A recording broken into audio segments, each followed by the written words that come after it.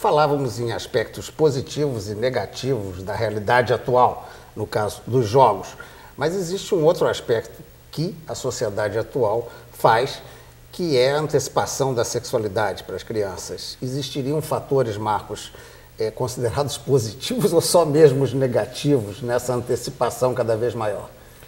Eu acho que os fatores são muito negativos, André. A gente percebe crianças que estão sendo erotizadas muito precocemente, e o que é pior, com o aplauso dos pais, os pais incentivam essa erotização.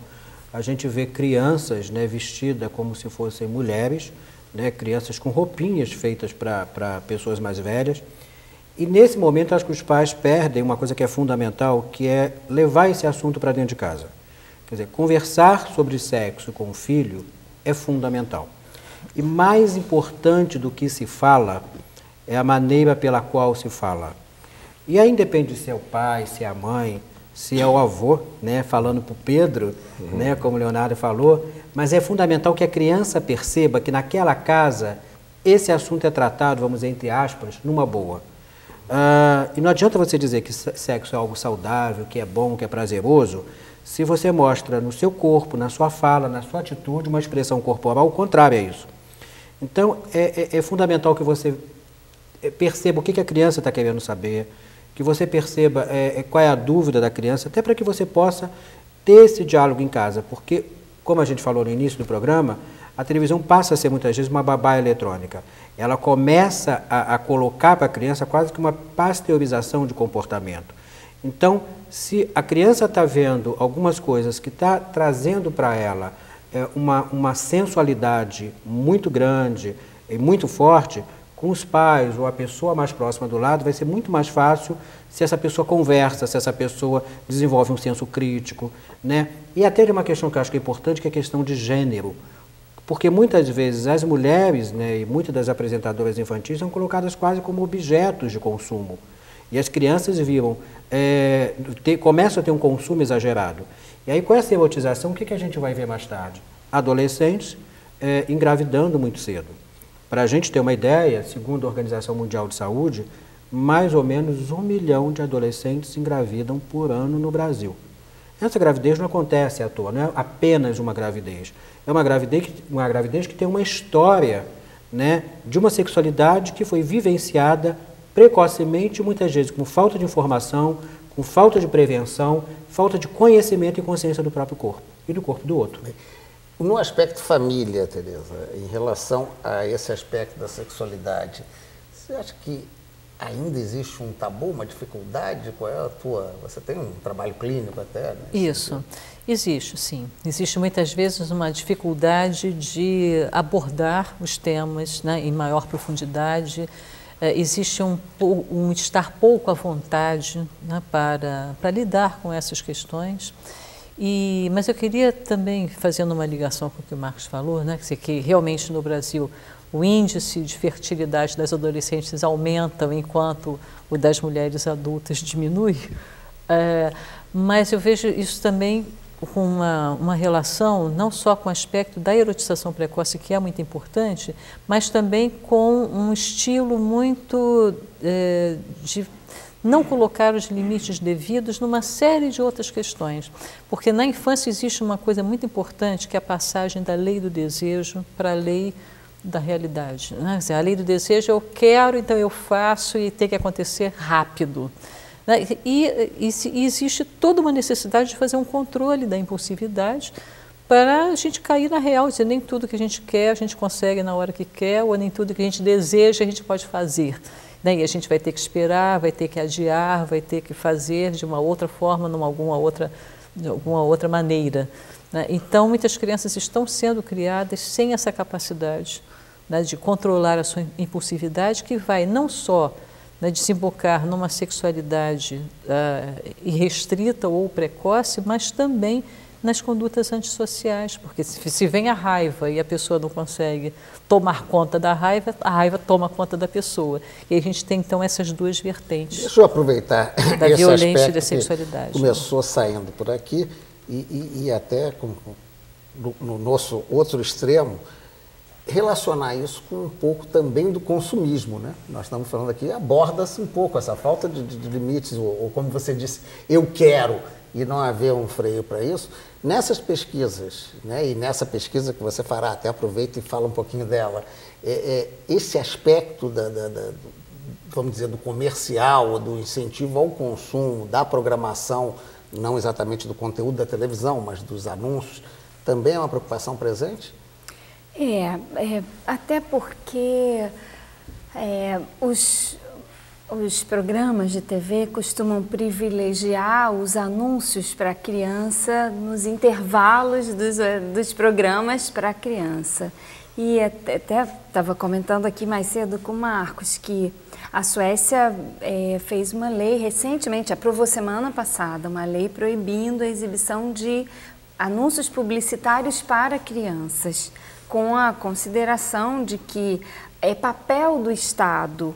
Tem toda uma preocupação no Brasil com o controle sobre a TV, que é uma preocupação justa, no sentido de que não haja censura, etc. Mas, nesse caso, o governo de um dos países considerados mais democráticos do mundo considera que a proteção dos direitos da criança estaria acima do direito das empresas de anunciarem os seus produtos naquele horário.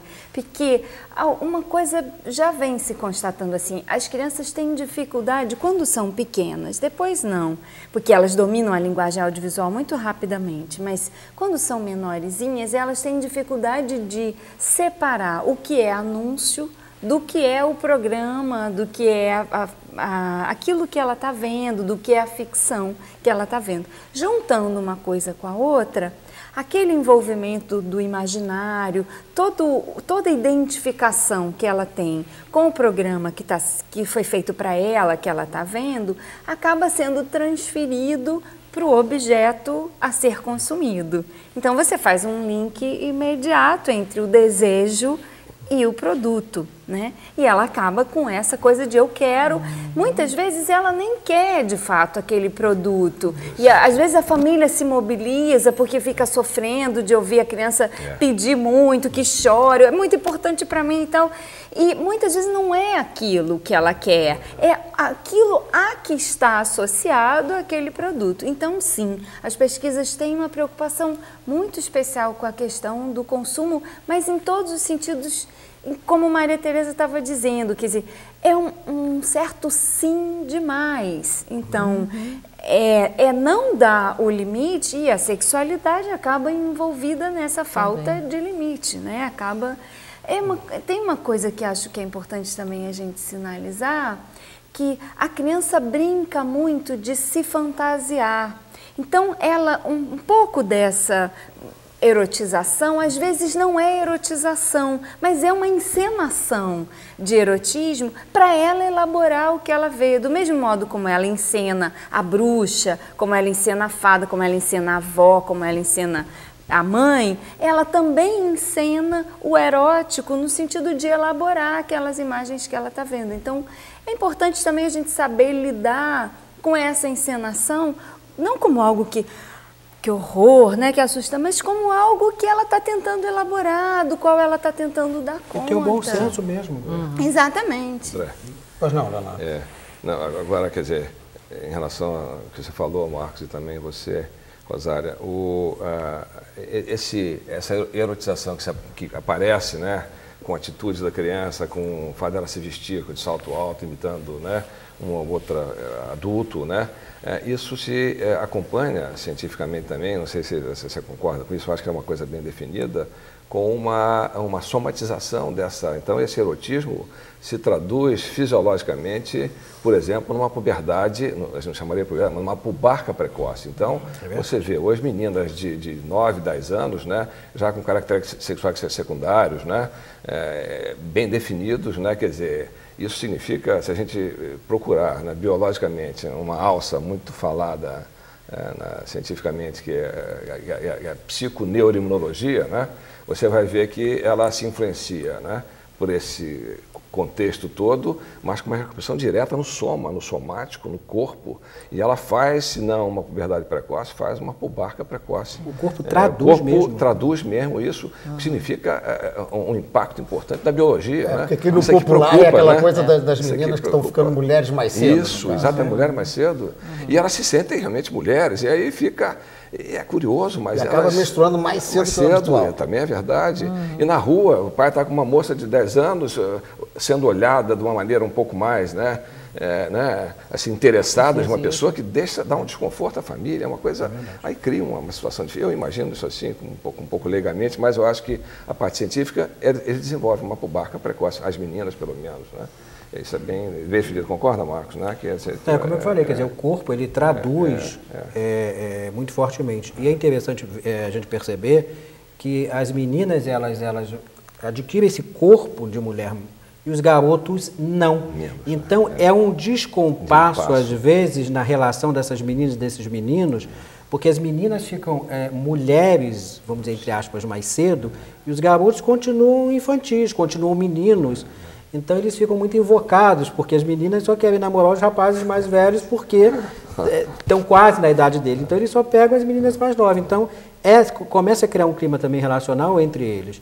E acho que isso é papel fundamental, primeiro de pai e mãe. Lidar com isso dentro de casa, como a Tereza colocou, colocar os limites. É importante saber dizer não. Claro, e ter o bom senso de não levar para o extremo. E uma outra coisa é o papel da escola. A escola ela não pode se furtar hoje em dia de trabalhar essas questões que são fundamentais. Quer dizer, uma escola que se propõe a trabalhar uma criança com um adolescente, ela não pode esquecer de trabalhar questões de cidadania, de solidariedade, de sexualidade, de cooperação com o outro, porque... E você acha que isso evoluiu? A gente tem projetos muito importantes no Brasil. A gente ainda está muito aquém de uma realidade, mas assim, hoje o Brasil todo, as ações de solidariedade, projetos de educação sexual, projetos de solidariedade, assim, de relacionado à violência, a gente já evoluiu muito e acho que a gente precisa caminhar para que tenhamos adolescentes assim, muito mais participativos e que a gente possa transformar essa garotada em um protagonismo juvenil mesmo, onde eles possam ser multiplicadores diante de outros adolescentes. Vamos a mais um intervalo e voltamos já já.